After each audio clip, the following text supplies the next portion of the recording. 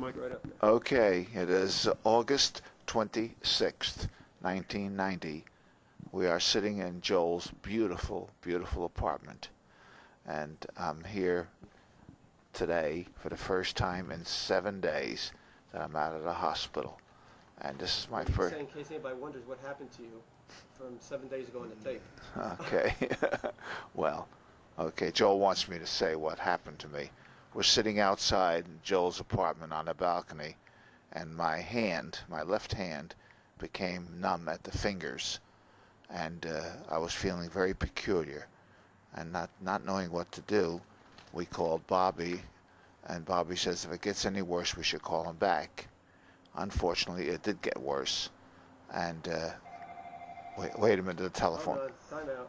Times. Okay, where was I? So we called Bobby, and then the numbness of my fingers and hand started to travel, and it started to go up my arm, and Bobby suggested that we go to the hospital to check it out. So we went to the first hospital we went to was Century Hospital, where Bobby works, and I had an MR1 test made. MRI. I keep calling it MR1. I don't know why, but the MRI.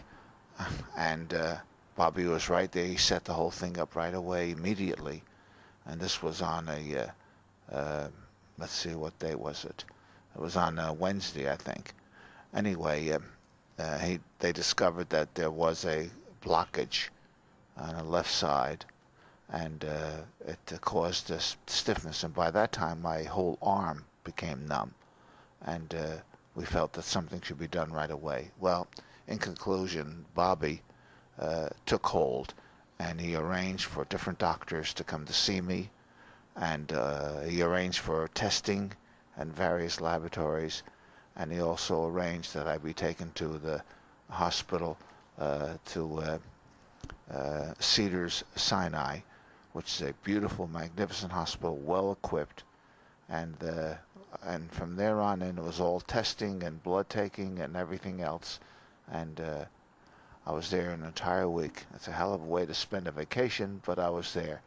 May was great. She was very, very attentive, and she stayed with me every day, and she didn't leave my side. And Joel, of course, was beyond words. He was absolutely beautiful, and he entertained May every evening. They went someplace else, and May stayed with me during the day, and it was whatever it was.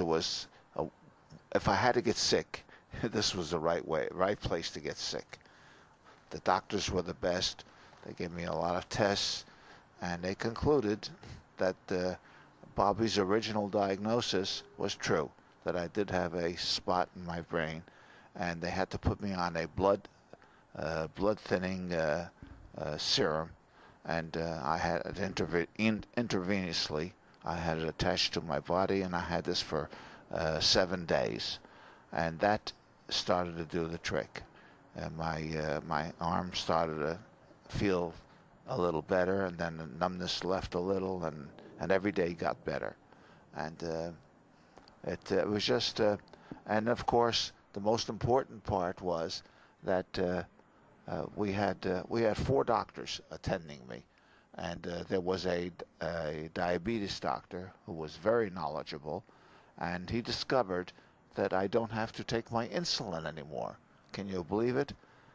After so many years of taking insulin, he discovered that I could go without insulin and just take a tablet, a pill, and that would be sufficient. And I tell you, from every bad comes out good. This was just a great thing that happened to me, that I'm able to take a tablet instead of injections twice a day. And I just hope that this tablet is going to work for the rest of my life.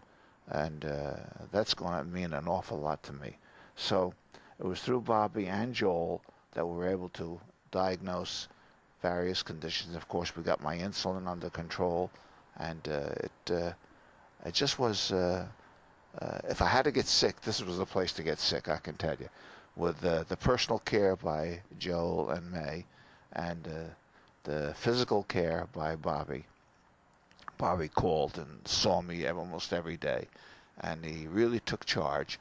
And I owe everything to Bobby as far as my medical attention is concerned. And of course, May and Joel were super, just super. They helped me in everything that I needed, and they were up. Joel was twice a day up there, and May stayed with me all day, like I said, and it just was great.